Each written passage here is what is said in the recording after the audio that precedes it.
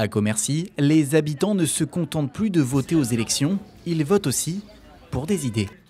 L'avenue Stanislas a changé de visage cette semaine, 12 grands pots végétalisés y ont fait leur apparition. Un projet porté par une habitante aujourd'hui devenue réalité grâce au budget participatif.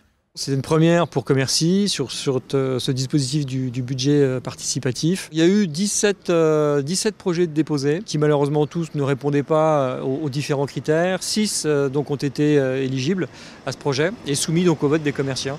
Ils étaient plus de 180 à voter pour choisir les projets à financer. 4 ont été retenus pour un budget de 40 000 €.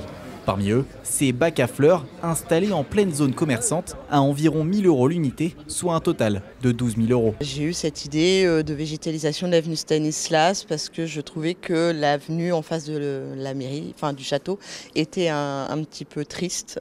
Et donc j'avais envie de donner un petit peu de couleur, d'envie de se promener. C'est surtout pour les commerçants que je suis contente, pour la ville plus que pour moi, évidemment.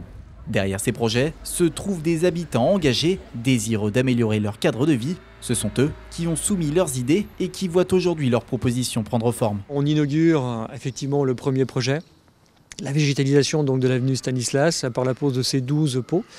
Les prochains sont très certainement la pose d'une caméra pour pouvoir effectivement avoir la vision de la ville de Cigogne.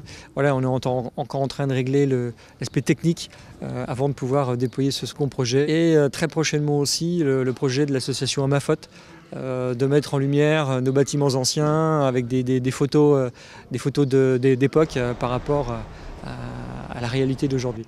L'objectif pour la mairie est désormais de renouveler l'expérience dès l'an prochain. 3 autres projets sont à suivre, une tyrolienne au parc du château, des bancs pour des aînés et une zone d'expression libre près de la médiathèque.